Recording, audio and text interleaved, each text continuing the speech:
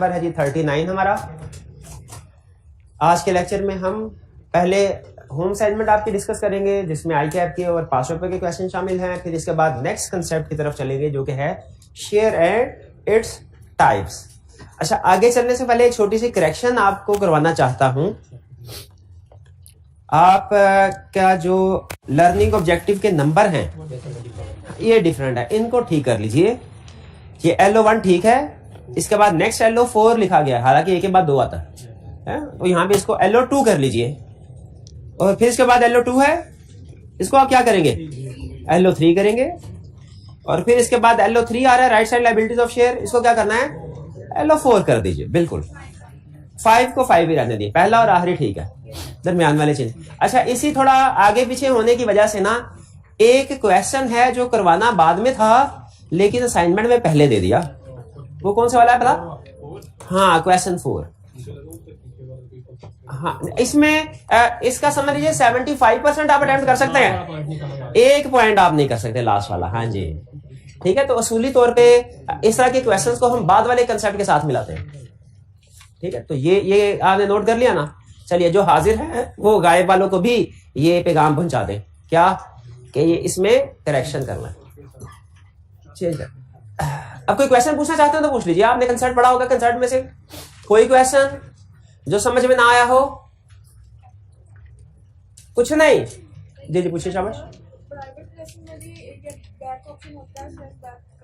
Private company के पास buy back of share की option नहीं है। बाय बैक ऑफ शेयर की ऑप्शन सिर्फ लिस्टेड कंपनी के केस में है। और ये मेरा भाई मुझे बताएगा बाय बैक ऑफ शेयर में और कैंसिलेशन ऑफ शेयर्स में क्या फर्क है। ये मेरा भाई नहीं, आप देखिएगा भी नहीं इधर। क्या फर्क है कैंसिलेशन ऑफ शेयर्स में और बाय बैक ऑफ शेयर्स में? क्या फर्क है? कोई फर्क नहीं। क्यों नहीं कोई फर्क है? फर्क ये भाई साथ वाला बताएगा मेरा। उसमें किसमें? हाँ, बाय बैक। अच्छा, बाय बैक में क्या होगा? जिन बायबैक में जो शेयर इशू हो चुके हैं वो कंपनी खुद बाय कर लेती है और फिर उनको खत्म कर देती है। कैंसिलेशन ऑफ शेयर्स में क्या होते हैं? वो शेयर जो अभी इशू नहीं हुए वो कैंसिल किए जाते हैं, ठीक है, वो रिड्यूस किए जाते हैं। ये फर्क है। तो बायबैक की ऑप्शन सिर्फ और सिर्फ किसके पास है? लिस्टेड कंपनी के पास, जबकि कैंसिलेशन वाली ऑप्शन हर एक तरह की कंपनी के पास है।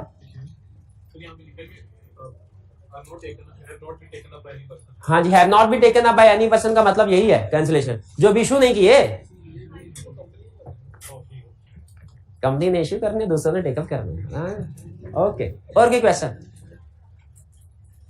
तो कोई क्वेश्चन नहीं, पास पेपर की डिस्कशन करते। होम असाइनमेंट किया आपने? कितने स्टूडेंट्स ने होम असाइनमेंट की है? हाथ उठाए। ये ले आधे रिटर्न नहीं। अच्छा, इसे कहते हैं आप बैल मुझे मार। खड़ा हो जा। तो कितनी दफा बैठ जाओ भाई, कितनी दफा समझाऊं? असाइनमेंट होती है तो रिटर्न होती है, ज़बानी कलामी नहीं होती। वरना आई कैप के सामने जाके कहें आई कैप के रिजल्ट वाले दिन मुझे पास क्यों नहीं किया, वो कहेगा लिखा ही कोई नहीं था आपने, स्लिप नहीं, ज़बानी कलामी तो मैंने सॉल्व कर लिए सारे क्वेश्चन। आई कैप के एग्जाम में बैठ के ज़बानी कलामी सारे क्वेश्चन सॉल्व करने आई कैप पास कर देगा? करेगा पास? नहीं करेगा। क्यों नहीं करेगा? क्योंकि ज़बानी कलामी कोई असाइनमेंट नहीं होती, किसी क्वेश्चन का सॉल्यूशन ज़बानी कलामी नहीं होता। आपको लग रहा होता है सारा कुछ ठीक समझ आ रहा है, क्वेश्चन करने बैठना फिर पता चलता है यहाँ से 10 जगह पे बंदा फंस जाता है। जब मैच छोड़ता अकाउंटिंग में यही होता था, वो क्वेश्चन पढ़े सोल्यूशन पढ़े सारी फिगर मैच हो रही होती है। कैलकुलेशन कैसे हुई, एक फिगर से दूसरी पे जाना कैसे है पता नहीं चलता था। और फिर कुछ होता था जिसे हम आईकॉम में कहा करते थे, बीकॉम में हिडन एडजस्टमेंट्स। कुछ क्वेश्चन के अंदर हिडन यानी वो सरसरी तौर पर नजर नहीं आती। वो इसकी एक एग्जांपल होती थी 10% नॉन के साथ लिखा होता 10% और नीचे कुछ भी नहीं लिखा होता था।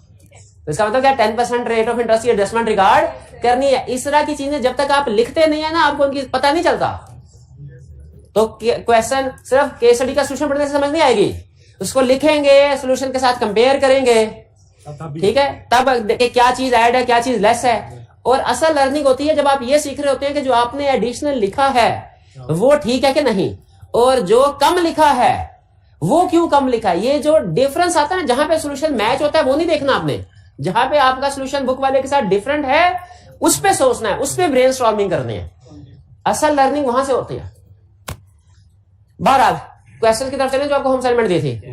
क्वेश्चन 2 कह रहा है ABC private limited has got an authorised ordinary share capital of rupees 500 million. Rupees 500 million में और 500 मिलियन में फर्क है। हाँ जी, रुपीज का मतलब ये टोटल है। Divided into 5 million ordinary share of rupees 100 each, सही भी लिख दिया। आउट ऑफ टोटल, अब इससे आगे बात बता रहा है, out of total authorise capital rupees 200 million is already paid up. 500 million authorise है, इशूड एंड पेड अप कितना है 200। A can company subdivide its share into shares of rupees 10 each. बिल्कुल। अच्छा, किसको? इशूड वालों को कि सबको? सबको, सब डिवाइड करो। इशूड वाले भी हो जाएंगे, बाकी वाले भी हो जाएंगे। ठीक कर सकते हैं। Will shareholders right increase or decrease after conversion of shares into smaller amount? वो पर shareholders rights will not be affected because of subdivision or consolidation। ये लाइन लिख देनी है, ये लाइन ज्यादा क्लियर है मैसेज। फिर इसके बाद आगे लिख देना है क्या कि shareholders right after subdivision shall be proportionate to as they were before subdivision। Clear? यानी ये कहना कि शेयर के राइट्स इक्वल होंगे, ये गलत है। प्रोपोर्शनेट होंगे, यानी अगर शेयर्स 10 शेयर मिला के एक शेयर बना रहे हैं तो राइट्स 10 गुना बढ़ जाएंगे। अगर सब डिवीजन कर रहे हैं 10 शेयर बना रहे हैं तो 10 गुना कम हो जाएंगे।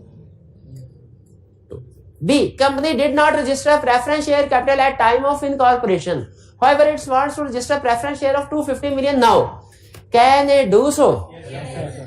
Can it do so? Company के पास पहले, अच्छा मुझे ये बताइए, ऑर्डिनरी शेयर जो शेयर कैपिटल क्लॉज होती है मेमोरेंडम में, इसमें सिर्फ ऑर्डिनरी शेयर्स लिखे जाते हैं कि प्रेफरेंस शेयर्स भी? दोनों लिखे जाते हैं। अच्छा, प्रेफरेंस शेयर्स कंपनी की मर्जी है, कुछ कंपनी के प्रेफरेंस शेयर्स होते हैं, कुछ के नहीं होते हैं। अगर तो आप रजिस्टर करवाना चाहते हैं प्रेफरेंस शेयर तो करवा लें, नहीं करवाना चाहते तो ना करवाएं। इसे लॉ ये कहता है कि शेयर कैपिटल की 2 काइंड्स हैं, एक ऑर्डिनरी शेयर कैपिटल और दूसरा प्रेफरेंस शेयर कैपिटल। ठीक है, ordinary share capital her limited by share company का होगा। प्रेफरेंस शेयर मर्जी है, चाहे रजिस्टर करवाएं चाहे, लेकिन अगर रजिस्टर करवाएं तो ये भी शेयर कैपिटल क्लॉज में लिखा जाएगा, यानी ऑथोराइज शेयर कैपिटल जो है ना ये उसका हिस्सा होगा, ऑर्डिनरी शेयर भी और प्रेफरेंस शेयर भी। क्या ऐसा हो सकता है कि किसी केस में दोनों शेयर्स हो, ऑर्डिनरी भी हो प्रेफरेंस भी हो किसी कंपनी के? हो सकता है, कंपनी का ऑर्डिनरी शेयर कैपिटल भी, लेकिन उसे रजिस्टर करवाना पड़ेगा रजिस्ट्रार के पास। ठीक है, हाँ, वो इस सूरत में ऑथोराइज शेयर कैपिटल की हेडिंग के नीचे एक नहीं होता ordinary share of rupees 100 into 5 million, बल्कि दो लाइन आती है। दूसरी लाइन कौन सी होती है? प्रेफरेंस शेयर्स की। अच्छा, क्या ऐसा हो सकता है कि किसी कंपनी के ऑथोराइज कैपिटल क्लास में सिर्फ ऑर्डिनरी शेयर कैपिटल हो, प्रेफरेंस ना हो? ये भी हो सकता है कि उसने प्रेफरेंस। अच्छा, ऐसा हो सकता है कि सिर्फ प्रेफरेंस शेयर्स हो, ऑर्डिनरी ना हो? ये नहीं हो सकता कि सिर्फ प्रेफरेंस शेयर्स हो, ऑर्डिनरी ना हो, ये नहीं हो सकता। और पहले ऑर्डिनरी होंगे, फिर इसके बाद अगर जरूरत पड़े तो प्रेफरेंस भी करवाएं वरना ना करवाएं। अच्छा, क्या ऐसा हो सकता है कि कंपनी का ना ऑर्डिनरी शेयर हो ना प्रेफरेंस? ऐसा भी हो सकता है, company limited by guarantee not having share capital के केस में। तो ये ध्यान में रखिएगा, समटाइम दोनों तरह का शेयर कैपिटल हो सकता है, ऑर्डिनरी भी प्रेफरेंस भी। समटाइम सिर्फ ऑर्डिनरी शेयर होगा, समटाइम ऑर्डिनरी प्रेफरेंस दोनों, और समटाइम दोनों ही नहीं होंगे नॉट हैविंग शेयर कैपिटल के केस में। आगे लेकिन अगर होंगे तो दोनों कहां लिखे होंगे? शेयर कैपिटल में। अच्छा, शेयर कैपिटल क्लास में याद रखें कंपोजिशन लिखी होती है, number of share, face value और टोटल। जो इन शेयर्स के साथ राइट्स होते हैं ना, हर शेयर के राइट्स होते हैं ना, वो मेमोरेंडम में नहीं लिखे होते हैं, वो आर्टिकल्स में, वो ज्यादा डिटेल वाली इंफॉर्मेशन है ना, वो आर्टिकल्स ऑफ एसोसिएशन में लिखे होंगे। क्लियर? ये सारी डिस्कशन आपको बताना जरूरी थी। अब आगे चलते हैं, 1 मिनट मैं ये क्वेश्चन को कंक्लूड कर लूं। Company did not register preference share कहता है स्टार्ट में प्रेफरेंस शेयर रजिस्टर नहीं करवाया, बाद में करवा सकते हैं? यस, करवा सकते हैं। 2 ऑप्शंस है, एक क्या है कि टोटल शेयर कैपिटल उतना ही रहने दें और इसे 2 हिस्सों में डिवाइड कर दें, यानी टोटल 500 मिलियन ही रहे, इसमें से 250 प्रेफरेंस हो जाए। क्या प्रेफरेंस शेयर का क्वेश्चन अवेलेबल है? बिल्कुल है। 500 में से 200 इशू है, 250 प्रेफरेंस शेयर में करवाना, ये करवा सकते। ठीक है, सब डिवीजन इसे जिसे आप कर रहे हैं। वैसे ये टेक्निकली सब डिवीजन नहीं है, क्योंकि सब डिवीजन होते हैं एक शेयर के हिस्से करना। ठीक है, लेकिन कंसेप्ट समझने के कैसे। दूसरी ऑप्शन क्या है? Increase in share capital. वो क्या है कि ऑर्डिनरी शेयर 500 का 500 ही रहने दो, उसमें मजीद 200 मिलियन शेयर्स का ऐड कर दो, 250 मिलियन प्रेफरेंस शेयर्स का ऐड कर दे। ठीक है, तो टोटल ऑथोराइज इस ऑप्शन में कितना हो जाएगा? 750 दोनों। लेकिन बहरहाल ऐड कर सकते हैं, शुरू में नहीं भी करवाया तो बाद में कर सकते हैं। जी आप पूछिए, क्या क्वेश्चन पूछ सकते हैं?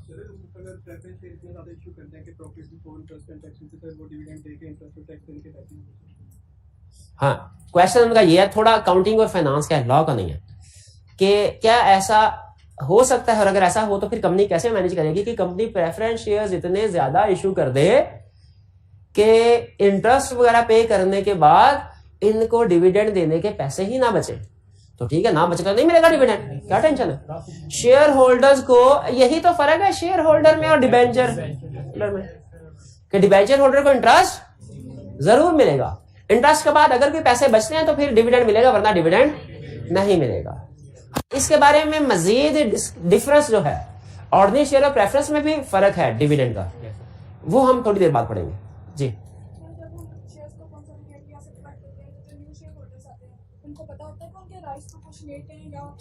जब कंसोलिडेशन या सब डिवीजन होती है तो जो शेयर होल्डर्स होते हैं उनको पता होता है कि पहले क्या राइट्स थे, अब क्या राइट्स है।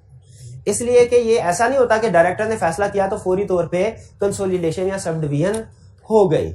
इसमें राइट्स वेरी, बाज़ ये इसमें समटाइम ऐसा होता है कि मेमोरेंडम को भी चेंज करवाने की जरूरत पड़ती है या आर्टिकल्स को भी चेंज करवाने की जरूरत पड़ती है, तो उस सूरत में स्पेशल रेजोल्यूशन पास करनी होती है। ठीक है, जैसे आप इस सिचुएशन में देखें, बी वाली सिचुएशन में अब इसमें मेमोरेंडम की अल्टरेशन हो रही है ना, तो स्पेशल रेजोल्यूशन के भी तो मेंबर्स को पता चल जाएगा क्या चक्कर चल रहा है, क्या चेंज हो रहा है। जी, वो ऑर्डिनरी शेयर की फर्दर क्लासेस भी होती है, वो अभी हम स्टडी करेंगे, वो आज के लेक्चर का हिस्सा है। Next, JKL Limited has authorized and paid up share capital of rupees 500 million divided into 5 million shares of rupees 100 each. Breakup दे रहा है। Composition. In order to increase the marketability of company's shares, the board of directors suggested that subdivision of shares into shares of smaller par value of rupees 10 each, without changing the total paid up capital of the share capital. Total paid up capital change नहीं होगा, share को सब divide करना है। A special resolution to this effect was passed by company in its annual general meeting held on 24th October 2022. Special resolution pass हुई जब आपने sub division करनी होती है, कंसोलिडेशन करनी होती है, क्या इसके लिए स्पेशल रेजोल्यूशन की जरूरत होती है? पढ़ा था हमने, प्रोसीजर भी पढ़ लिया, टाइप्स भी पढ़े तो प्रोसीजर भी पढ़ लिया। हाँ। कहता है स्पेशल रेजोल्यूशन पास हो गई, इस वाले से किसको फाइल करनी है documents relevant to special resolution, और कब करनी है? रजिस्ट्रार को करनी है। अच्छा, अब इसमें ये ध्यान में रखिएगा, दो चीजें, एक है स्पेशल रेजोल्यूशन पास हुई उसकी कॉपी, ये अलग डॉक्यूमेंट है, एक है इस स्पेशल रेजोल्यूशन की वजह से जो मेमोरेंडम या आर्टिकल्स में अल्टरेशन आई, तो अल्टर्ड मेमोरेंडम और आर्टिकल ये अलग डॉक्यूमेंट्स है, ध्यान में रखिएगा। जब कभी स्पेशल रेजोल्यूशन पास होती है, देखिए कुछ स्पेशल रेजोल्यूशन ऐसी होती हैं जिनसे मेमोरेंडम और आर्टिकल्स की अल्टरेशन होती है, कुछ स्पेशल रेजोल्यूशन ऐसी होती है जिनसे मेमोरेंडम आर्टिकल्स की अल्टरेशन नहीं होती। जैसे एग्जांपल से समझते हैं, अगर हमने principal line of business change करने हैं, अगर हमने शेयर कैपिटल क्लास चेंज करने हैं, तो स्पेशल रेजोल्यूशन है, मेमोरेंडम आर्टिकल चेंज हो रहे हैं। अगर चीफ एग्जेक्टिव को रिमूव करना है तो स्पेशल रेजोल्यूशन है, मेमोरेंडम आर्टिकल्स में चेंज नहीं हो रहा, तो इसीलिए स्पेशल रेजोल्यूशन अलग कंसेप्ट है, अल्टर्ड मेमोरेंडम और आर्टिकल अलग कंसेप्ट। बताइए यहां तक साथ है मेरे? अब आगे चले। जो स्पेशल रेजोल्यूशन है ये जब पास होती है तो आपने पास होने के 15 दिन के अंदर अंदर रजिस्ट्रार को स्पेशल रेजोल्यूशन की कॉपी सबमिट करवानी है। अक्सर सोच के बता मेरा भाई, स्पेशल रेजोल्यूशन छोटी डॉक्यूमेंट है कि अल्टर्ड मेमोरेंडम और आर्टिकल्स, दोनों में से कौन सी डॉक्यूमेंट छोटी कौन सी बड़ी? स्पेशल है, छोटी एक सफे की होती है स्पेशल रेजोल्यूशन, और मेमोरेंडम आर्टिकल 150-200 पे, वो 30 दिनों। स्पेशल रेजोल्यूशन आपने वो भी रजिस्ट्रार को देनी है, अल्टर्ड मेमोरेंडम भी रजिस्ट्रार को देनी है। स्पेशल रेजोल्यूशन का रूल क्या है? Every special resolution copy to be filed with registrar within 15 days. और अगर अल्टरेशन हुई मेमोरेंडम और आर्टिकल्स में तो अल्टर्ड मेमोरेंडम और आर्टिकल्स 30 डेज में। क्लियर भाई? मेरा कंसेप्ट खत्म नहीं हुआ प्यारे भाई, थोड़ा सा टाइम दीजिए मुझे। भाई ये बात समझ आ गई। लेकिन मुझे ये बताइए प्रैक्टिकली अगर आप दोनों काम इकट्ठे करना चाहें, क्या कर सकते हैं? कर सकते हैं, लेकिन कितने दिन में? विद इन 15 डेज में। विद इन 30 डेज में दोनों नहीं हो, विद इन 30 डेज में लॉ की वायलेशन हो जाएगी, विद इन 15 डेज में नहीं होगी। इसलिए अगर आप जल्दी कर लें, इक्का दुक्का सिचुएशन पे लॉ ने कह दिया कि स्पेशल रेजोल्यूशन भी और अल्टर्ड मेमोरेंडम भी फाइल कर दो 15 दिन में, तो वो अच्छी बात है, एक साथ कर देंगे। लेकिन दोनों 30 डेज में कभी भी नहीं होंगे। तो यहाँ पे शेयर कैपिटल में वो क्या कहता है? शेयर कैपिटल में कहता है भाईजान आपने अल्टरेशन भी करनी है और स्पेशल रेजोल्यूशन भी, तो दोनों 15 डेज में कर दे फाइल। जहां पे लॉ ने कह दिया कि दोनों काम इकट्ठे कर लें, हम इकट्ठे कर लेंगे। वरना जनरल रूल क्या है? Special resolution to be filed within 15 days, altered memorandum articles का टाइम 30 डेज। और की क्वेश्चन? आगे चलते हैं। Question 3, directors of Sherwani limited wish to increase the authorised capital of company from 100 million to rupees 200 million. अच्छा बताइए, ये भाईजान 50 रुपए इनाम। सवाल भी छोटा सा, ये कॉर्नर वाले भाई बताएंगे। क्या प्राइवेट कंपनी अपने ऑथोराइज्ड कैपिटल को इंक्रीज कर सकती है ताकि वो अपने शेयर होल्डर्स को मजीद शेयर इशू करे?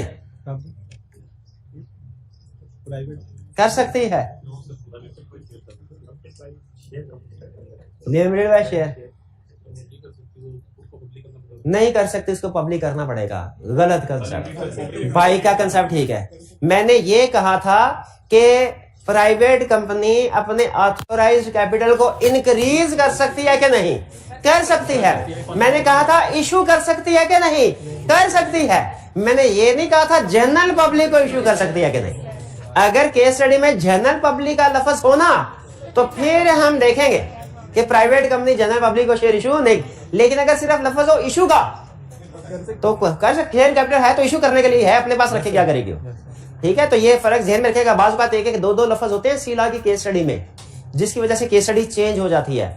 आपने चीफ एग्जीक्यूटिव की केस स्टडी और डायरेक्टर की केस स्टडी में कुछ क्वेश्चन में ऐसे देखा होगा, एक दो अल्फाज के साथ। उसी तरह शेयर कैपिटल में भी ऐसे है, पब्लिक है कि प्राइवेट है, जनरल पब्लिक का लफ्ज है, ठीक है, ऑर्डिनरी शेयर है या प्रेफरेंस शेयर है, इन अल्फाज से फर्क पड़ता है। इसलिए हमारी कोशिश होती है केस स्टडी को पढ़ते पढ़ते मैं आपको बताता जाऊं कि इस लफ्ज को अंडरलाइन करें, ताकि आपको पता चले कि इन अल्फाज के चेंज होने से हमारा कंसेप्ट, हमारा सोल्यूशन चेंज होता है। तो इंक्रीज करना है authorised capital of company from, अब ऑथोराइज्ड को अंडरलाइन कर लें। ऑथोराइज्ड लफ्ज से पता चल गया कि ये अल्टरेशन इन मेमोरेंडम पक्की है। अगर कहता ना इशूड शेयर कैपिटल को इंक्रीज करना है, फिर हो सकता है, फिर कंफर्म नहीं था क्योंकि अब टोटल 500 है, 200 से 300 पे जाना है, तो फिर अल्टरेशन इन मेमोरेंडम नहीं है। अब यहां पे उसने इशूड शेयर कैपिटल इंक्रीज करने के लिए कौन सा कहा है? ऑथोराइज्ड। रुपीज 100 में से 200 मिलियन, ठीक है। You are required to inform them about relevant provision regarding increase in authorised capital contained in companies act 2017। Increase in authorised capital. अब देखिए उसने कहा है इंक्रीज इन ऑथोराइज्ड कैपिटल के बारे में बताओ, तो बता क्या बताएंगे हम कि इंक्रीज कर सकते हैं, ठीक है। लेकिन ये इसके लिए मेमोरेंडम में अल्टरेशन करनी पड़ेगी, और फिर अल्टरेशन के प्रोसीजर बताएं। कौन कौन से प्रोसीजर? स्पेशल रेजोल्यूशन पास की जाए, स्पेशल रेजोल्यूशन की कॉपी अल्टर मेमोरेंडम के साथ विद इन 15 डेज, ये इकट्ठी भेज। क्लियर? हाँ, वो वाली बात तो जरूर लिखें, वो वाली बात तो जरूर लिखे, वो तो मैं भूल, ये शाबाश। इंक्रीज वाली बात, कौन सी वाली बात वाला गई है इन्होंने? कौन सी वाली बात लिखेंगे? अब ये देखिए इंक्रीज इन शेयर वाली नहीं, कौन सी वाली बात? कौन सी वाली बात थी?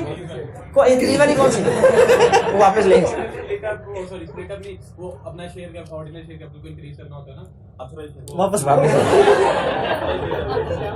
नहीं चल दे दिया, सब दे दिया। राइट्स की बात जरूर करने, राइट्स वाली बात जरूर करने, ठीक है। जब कभी शेयर्स में चेंज आ रहा हो राइट्स वाली बात हमने जरूर करनी, लेकिन यहाँ पे तो सब डिवीजन या कंसोलिडेशन हो ही नहीं रही, तो यहाँ पे राइट्स वाली बात लिखने की जरूरत नहीं, ठीक है।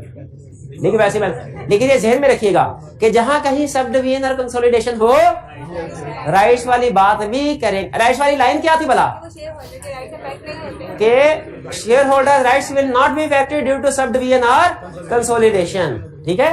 Rights will be proportionate, rights of new share shall be proportionate as compare to old share.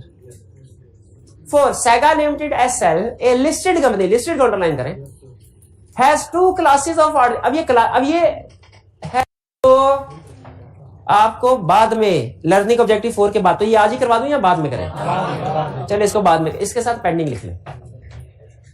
ये आ जाओ चैप्टर 1 वॉल्यूम 2, चैप्टर 1 का क्वेश्चन। चैप्टर 1 का क्वेश्चन हम क्यों करते हैं? ताकि वो भूल ना जाए, रिवीजन होती रहे। Sedan limited a company limited by guarantee, guarantee को अंडरलाइन कर लें। Having a share capital, share capital को भी अंडरलाइन कर लें, गारंटी को भी underline. Has been incurring losses for the last 3 years। Initially SL had 4 director and members, यानी 4 डायरेक्टर 4 ही मेंबर है, A, B, C and D। On 1st July 2012 C had transferred all his share to D। C ने सारे share किसको transfer कर दिए? D। On 1st March 2013 A, B and C decided to wind up the company voluntarily। उन्होंने decide किया company को wind up कर दिया जाए, ठीक है। वॉलंटरली का मतलब है खुद से फैसला किया, यानी किसी क्रेडिटर ने कोई जोर नहीं डाला था, किसी बैंक ने, गवर्नमेंट ने जोर नहीं डाला था, खुद से उन्होंने फैसला, ठीक है कर ले। Explain the liability of A, B, C and D। अच्छा, इस क्वेश्चन का सोल्यूशन 2 हिस्सों में जाएगा, A, B और D अलहदा, C अलहदा। ये फर्क हमने क्यों किया? A, B, D की लायबिलिटी अलहदा, C की अलहदा क्यों किया? क्योंकि C छोड़ के चला गया है। अब वो डिफरेंट हो, उसका स्टेटस डिफरेंट हो गया, उसको अलग डिस्कस करेंगे। A, B और D की लायबिलिटी बता दीजिए पहले, क्या लायबल हैं? A, B और D लायबल हैं up to which amount? Up to amount agreed to contribute to the assets of company in the event of, शाबाश। लेकिन एक चीज भूल गया, हाँ, चूंकि company limited by, sorry, company का शेयर भी है तो शेयर्स की भी लायबिलिटी बताएंगे। शेयर्स की क्या लायबिलिटी होगी? Up to unpaid amount, up to unpaid amount. C की लायबिलिटी डिस्कस करें। सी की क्या लायबिलिटी है? क्या मेरा तो खैर सी की कोई वो तो निकल गया हुआ है, सी अभी भी लायबल है, साबित करें कैसे? हाँ, पहले हम लिखेंगे C is still liable as 1 year has not pass since he ceased to be a member, ठीक है। अभी 1 साल नहीं गुजरा, वो अभी भी लायबल है। पहले उसको बता दिया लायबल है कि नहीं से। अब बताना है किस चीज के लिए लायबल है। C is liable to pay up to amount agree to contribute in the events of for debts which were contracted before he ceased to be a member. Clear हुई बात? बिफोर ही सीज्ड जी पहले decide कर दिया था कि यानी कि जब ये लिमिटेड बाय गारंटी बंदी थी कि इतनी अमाउंट ये लिक्विडेशन पे जो है, सॉरी वाइंड अप के ऊपर करेंगे कंट्रीब्यूट, तो सर वो इसमें वो वाली बात क्यों आ रही है कि जो कॉन्ट्रैक्ट यानी कि जिसमें था नहीं, तो देखे सी ने जब छोड़ दिया, इसके बाद A, B, D और जो कॉन्ट्रैक्ट कर रहे थे, क्या उनमें सी की रजामंदी शामिल थी? उसमें सी किसी किस्म का देनदार नहीं, उसमें नहीं होना चाहिए ना। यानी जो बैंकों से लोन पहले लिए हुए हैं उनको वो अदा करने का पाबंद है सी, जितना उसका हिस्सा बनता है। लेकिन जो लोन बाद में लिए गए हैं उनको अदा करने का सी पाबंद नहीं है, वो A, B और D पाबंद है। तो लायबिलिटी में आपने एक तो अमाउंट को ध्यान में रखना है, किस अमाउंट तक लायबिलिटी, और दूसरा टाइम को भी, किस टाइम तक के डेट की लायबिलिटी है। दोनों चीजें आपके सोल्यूशन का हिस्सा होनी चाहिए। लिमिटेड बाय गारंटी का कंसेप्ट जब टेस्ट करता है, आपने पहले भी 2-3 क्वेश्चन किए होंगे, उनमें हमेशा वो इस कंटेक्स्ट में केस स्टडी बनाता है कि एक पर्सन को वो रिमूव करवा देता है, क्या छोड़ गया वो। क्लियर जी। नेक्स्ट एक कंसेप्ट है, ऐसा करते हैं, अब इसको बाद में करते हैं। कल करते हैं, हाँ काफी है, ठीक है।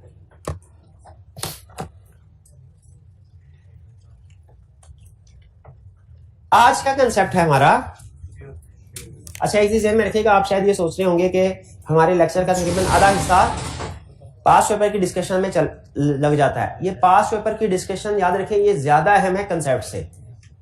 कंसेप्ट सिर्फ लेवल 1 है, जो प्रैक्टिस होती है ना, ये डिस्कशन ये लेवल 2 है, नेक्स्ट लेवल है, ठीक है। ये आपको इंश्योर करता है, वरना तो देखें मेरी अपनी जिंदगी आसान में है और आपकी भी जिंदगी आसान में होगी, आसानी में, कि हम क्वेश्चन को डिस्कस ही ना करें, ठीक है। आधा घंटा बिल्कुल 40 मिनट का लेक्चर हो, मैं 15 मिनट लेट आया करूं और 30 35 40 मिनट निपटा के साथ। लेकिन ये मुझे एज टीचर अंदाजा है ना, प्रैक्टिस क्वेश्चन ज्यादा अहम है। ये आपको बताते हैं कि एग्जामिनर किस तरह से क्वेश्चन बना रहा है, आपने किस तरीके से अटेम्प्ट करना है, और इसमें कंसेप्ट भी रिवाइज हो जाते हैं मानने से। आप देखें कोई भी क्वेश्चन ऐसा नहीं है जिसमें कोई कंसेप्ट इन्वॉल्व ना हो, तो इससे कंसेप्ट भी हमारे रिवाइज हो जाते हैं। बाहर आगे चलते हैं। अब हम पढ़ रहे हैं share and its types. Share क्या होता है और शेयर की टाइप्स कितनी है। शेयर तो आपको पता ही है, शेयर किसे कहते हैं कि कंपनी के टोटल शेयर कैपिटल को स्मॉलर पार्ट्स में सब डिवाइड किया जाता है। ये जो स्मॉलर टोटल कहलाता है शेयर कैपिटल, और ये स्मॉलर पार्ट कहलाते हैं शेयर्स। और जो इनकी फेस वैल्यू होती है, हम नॉमिनल वैल्यू या face value, number of shares को फेस वैल्यू से मल्टीप्लाई करें, टोटल शेयर कैपिटल आ जाता है। तो हमें पहले वो कंसेप्ट हमारा रिफ्रेश करवा रहा है, हालांकि कल भी पढ़ा था, पहले भी पढ़ा था, फिर रिफ्रेश करवा रहा है कि टोटल शेयर कैपिटल, शेयर क्या है, कंपनी का टोटल शेयर कैपिटल डिवाइड किया जाता है इनटू स्मॉलर पार्ट। तो ये हर पार्ट क्या कहलाता है, शेयर्स। लेकिन याद रखिएगा प्रैक्टिस में ना थ्योरेटिकली डिस्कस करते हुए हम बाज़ औक़ात ये कहते हैं एक शेयर भी ले लिया, 2 शेयर ले लिया। प्रैक्टिकली हर कंपनी ने अपना एक बैच या लॉट बनाई होती है, आपको शेयर उस क्वांटिटी में खरीदने होते हैं। ज्यादातर कंपनीज ने 1000 शेयर की लॉट बनाई होती है, कुछ ने 500 की भी। इसका मतलब है आप जब जैसे आप एटीएम से पैसे निकलवाते हैं, कुछ भी पैसे निकलवा सकते हैं, लेकिन वो नॉर्मली 500 के मल्टीपल्स में निकलवा सकते हैं, दरमियान में नहीं कोई 500 निकलवाए या 1000 निकलवाए। इसी तरह जो शेयर जब आप प्रैक्टिकली खरीदने जाएंगे तो एक शेयर की प्राइस ऐसे बताएंगे, एक शेयर 15 रुपए का है, लेकिन आप 15 रुपए देंगे एक शेयर मिलेगा नहीं, कहेंगे सर कम से कम 500 शेयर खरीदना पड़ेगा। तो वो जो 500 शेयर आप खरीदते हैं ना, वो आपको अब चूंकि आपको पता है थोड़ा सा सिस्टम डिफरेंट, पुराने जमाने में सिस्टम और था। पुराने जमाने में हर शेयर आपको फिजिकल फॉर्म में मिल जाता था, ठीक है। अब वो कहते हैं पेपरलेस एनवायरनमेंट की तरफ जाएं, पेपरलेस या कम से कम पेपर यूज हो।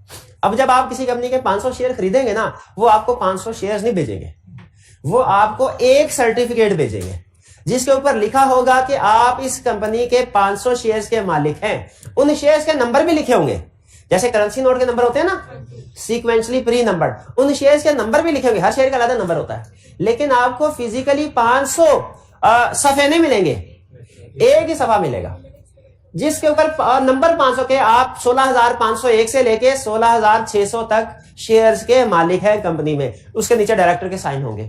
उस एक सफे को कहते हैं शेयर सर्टिफिकेट। तो याद रखें प्रैक्टिकली आपके पास आप शेयर होल्डर हैं, इसका सबूत आपके पास शेयर्स नहीं होंगे, शेयर सर्टिफिकेट होगा, शेयर सर्टिफिकेट होगा। क्लियर हो गया? शेयर में और शेयर सर्टिफिकेट में फर्क समझ आ गया? चलिए बहरहाल शेयर सर्टिफिकेट तो एक प्रैक्टिकल कंसेप्ट था, वापस शेयर्स की तरफ आते हैं। शेयर्स की कंपोजिशन कुछ इस तरीके से होती है कि 500 million shares of ₹10 is equal to, नहीं ठहर जाए, हाँ डिवाइड है नहीं ये ऐसे नहीं होता है, इसको ऐसे करते, एक मिनट ठहरे, अभी ठीक हो जाते, no problem. 5 million shares of ₹100 is equal to 500 million. असल में वो उन्होंने डिवाइड करके कर दी, इक्वेशन वही है, वो डिवाइड करके कहते हैं, लेकिन चूंकि मेमोरेंडम में जिस कंपोजिशन में लिखा होता है मैं वही आपके सामने रखना चाहता हूं। तो ये है 5 million shares of ₹100 each is equal to 500 million rupees. ये ठीक होगा, क्लियर? ये number of shares 5 million, face value, और ये क्या है, शेयर कैपिटल। क्लियर जी? कैरेक्टरिस्टिक्स ऑफ शेयर, कह रहे शेयर की कैरेक्टरिस्टिक्स क्या है, फीचर्स क्या है। जैसे कंपनी के फीचर्स पढ़े थे ना, शेयर्स के फीचर्स हो गए। कह रहे पहले share is A form of movable property. अच्छा पहले प्रॉपर्टी को दे, प्रॉपर्टी काउंटिंग करते हैं ना हम दिन रात, तो प्रॉपर्टी से आता है बिल्डिंग, एक लैंड, उसके ऊपर बिल्डिंग बनी हुई है हमेशा। तो यहां ये शेयर पे बिल्डिंग थोड़ी होती है। याद रखिए लॉ में लफ्ज प्रॉपर्टी से मुराद होता है एवरी एसेट, एवरी एसेट, ठीक है। और क्रेडिटर से मुराद होता है एवरी लाइबिलिटी। तो कह रहे share is A form of property, सही कह रहा है कि नहीं कह रहा? Share is A form of property. अच्छा काउंटिंग में आप एक और क्लासिफिकेशन पढ़ते हैं, करंट और नॉन करंट, वो काउंटिंग में होती है। लॉ में क्लासिफिकेशन होती है मूवेबल और इमूवेबल। कहता है पहला share is a property, agree करते हैं, एसेट है। दूसरा ये मूवेबल है कि इमूवेबल? मूवेबल। मूवेबल का मतलब क्या, ये एक पर्सन से दूसरे पर्सन को ट्रांसफर हो सकता है, बिल्कुल हो सकता है, ठीक है। और चूंकि प्रॉपर्टी है तो हर प्रॉपर्टी के साथ कुछ राइट्स और लाइबिलिटीज होती है ना। जैसे ये बिल्डिंग भी एक प्रॉपर्टी है, ये नहीं कि ये प्रॉपर्टी, ये भी प्रॉपर्टी। लॉ में प्रॉपर्टी की डेफिनेशन में हर एसेट आता है। तो शेयर भी एक प्रॉपर्टी है, बिल्डिंग भी एक प्रॉपर्टी है। बिल्डिंग के कुछ राइट्स एंड लाइबिलिटीज हैं। राइट है, हम रह सकते हैं उसमें, इस्तेमाल कर सकते हैं उसको। लाइबिलिटी भी है, क्या टैक्सेस पे करने पड़ेंगे। हर प्रॉपर्टी के राइट्स और लाइबिलिटी है। क्या शेयर्स के भी राइट्स एंड लाइबिलिटीज हैं? बिल्कुल हैं, ठीक है। तो शेयर्स क्या है? Share is A form of movable property. Movable का मतलब समझ आया? प्रॉपर्टी का मतलब समझ आया? कैरिंग राइट्स एंड ऑब्लिगेशन, ये समझ आ गया। ऑब्लिगेशन से मुराद क्या है? लाइबिलिटीज। ऑब्लिगेशन से मुराद क्या है? लाइबिलिटीज। अब चूंकि ये मैंने इसलिए थोड़ा इसके ऊपर ज्यादा टाइम लगाया, ये कंसेप्ट आगे यूज होंगे। मूवेबल है तो मतलब एक पर्सन से दूसरे पर्सन को भी ट्रांसफर हो सकती है, लेकिन ये ट्रांसफर होगी सब्जेक्ट टू आर्टिकल्स, यानी अकॉर्डिंग टू आर्टिकल्स। आर्टिकल्स बाज औकात कहता है ट्रांसफर फ्रीली हो जाए, बाज औकात कहता है ट्रांसफर रिस्ट्रिक्टेड होगी। जैसे पब्लिक कंपनी में ट्रांसफर ऑफ शेयर्स तरीकाकार कुछ और है, प्राइवेट कंपनी में ट्रांसफर ऑफ शेयर्स तरीकाकार कुछ और। शेयर ट्रांसफर हो सकते हैं दोनों केसेस में, लेकिन उनका तरीकाकार डिफरेंट है। तो हम इसे कहते हैं shares are transferable according to articles of company. Distinctive number, shares के डिफरेंट, जैसे आपको बताया, जैसे हमारे करेंसी नोट्स के नंबर होते हैं ना, शेयर्स के भी डिफरेंट नंबर्स होते हैं। शेयर नंबर इतने से लेके इतने तक आपके।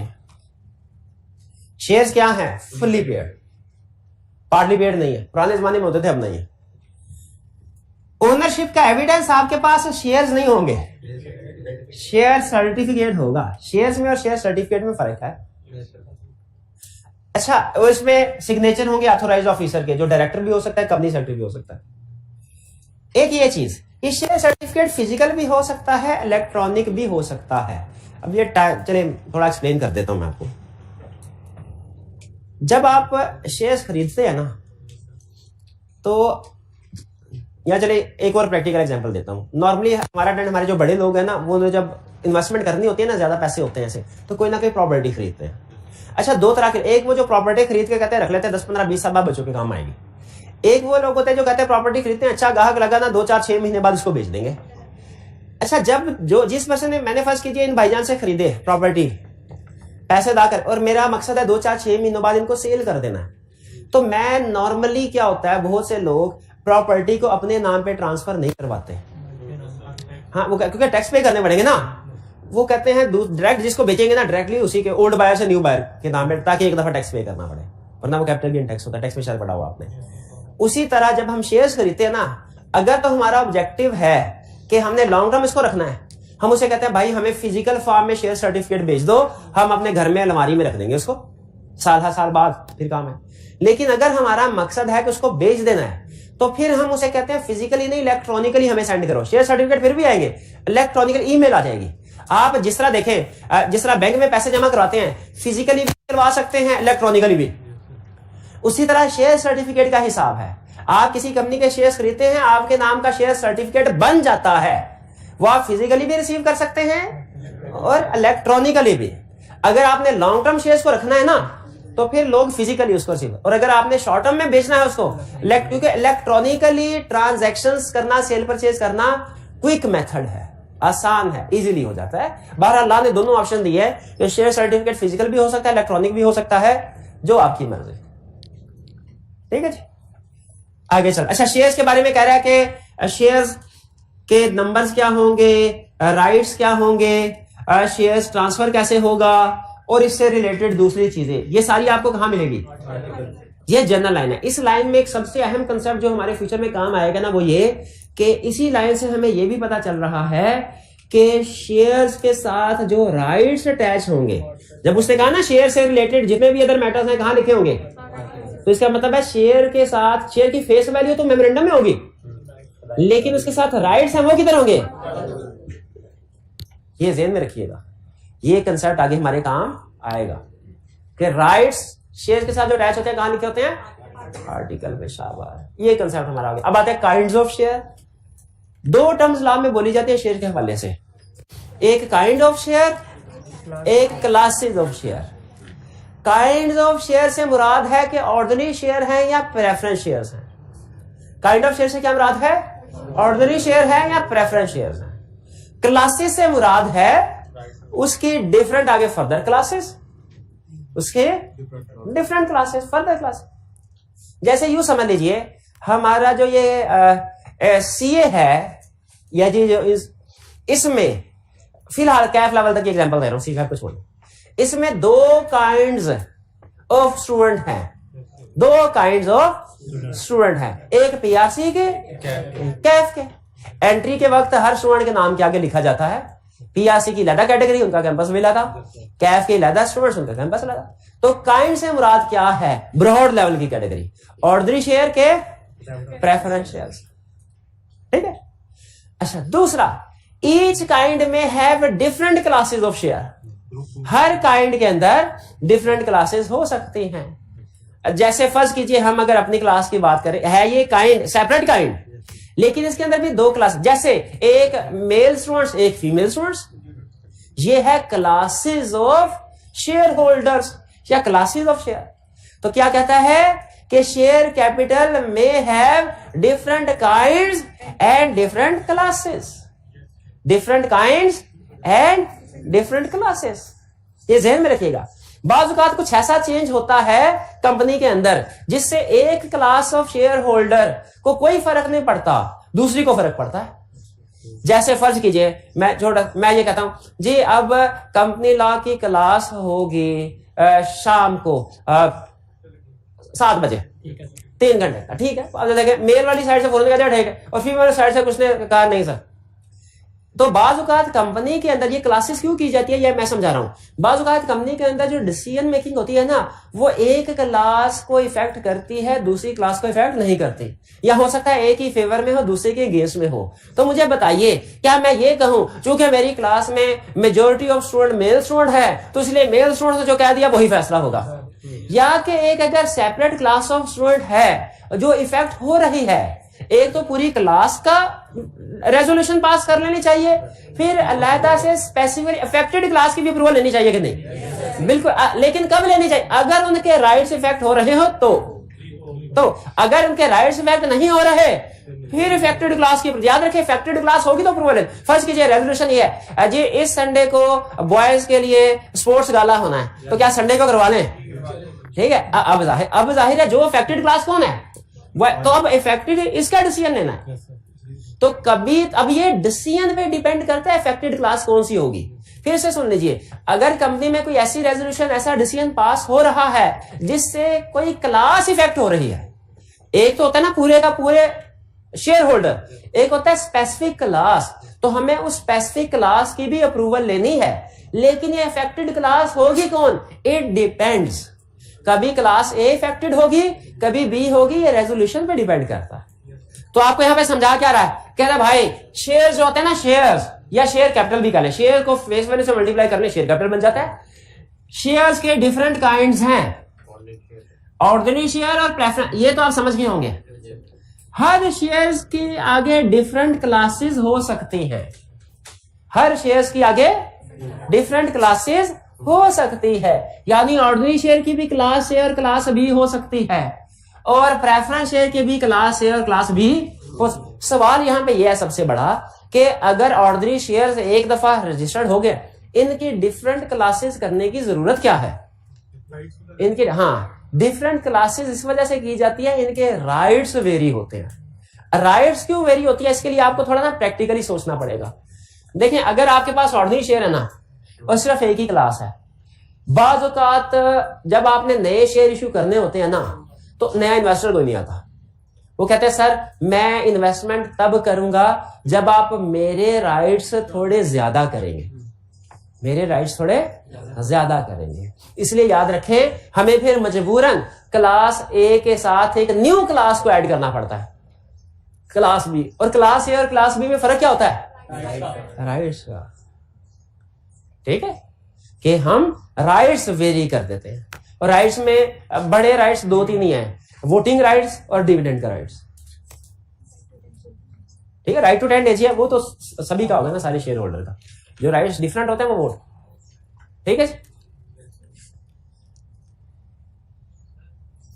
तो ऑर्डिनरी शेयर की भी आगे फर्दर क्लासेस हो सकती हैं और प्रेफरेंस शेयर की भी आगे फर्दर क्लासेस हो सकती हैं। ये बात समझ आ गई? तो शेयर, अब मैं लाइन बोलने लगा हूं, आपने मुझे बताना इसकी समझ आई कि नहीं। शेयर्स में have different kinds and classes. Kinds of shares का क्या मतलब है? ऑर्डिनरी शेयर के preference shares. Classes of share का मतलब क्या है? क्लास ए के क्लास बी। ठीक है, अब हमने आगे क्या पढ़ना और समझना है? कुछ भी नहीं, क्यों नहीं समझना है? क्यों नहीं समझ हम? अच्छा चले ठीक है, जब भी समझेंगे हम ये समझेंगे कि ऑर्डिनरी शेयर और प्रेफरेंस शेयर्स का क्या फर्क है। भाई ऑर्डिनरी शेयर जब दुनिया में थे तो प्रेफरेंस शेयर्स की क्यों जरूरत पड़ी, इनका क्या फर्क है? और फिर क्लास एक ही काइंड के अंदर क्लास ए और क्लास बी, इन दोनों में क्या फर्क है? जब क्लास ए मौजूद थी तो क्लास बी लाने की क्या जरूरत थी? पहले हम इसकी जस्टिफिकेशन को सोचेंगे, फिर इसके बाद डिफरेंस देखेंगे। क्या डिफरेंस के ऑर्डिनरी शेयर और प्रेफरेंस शेयर का क्या फर्क है, और क्लास ए और क्लास बी का क्या फर्क है? क्लियर जी? चलिए, अच्छा फिर होम असाइनमेंट आप इस लिहाज से मैं आपको चलिए व्हाट्सएप कर दूंगा, जितना हमने पढ़ा उस लिहाज से कौन कौन से क्वेश्चन करने हैं ये व्हाट्सएप कर दूंगा। आज का लेक्चर यहाँ पे खत्म करते हैं। अल्लाह हाफिज।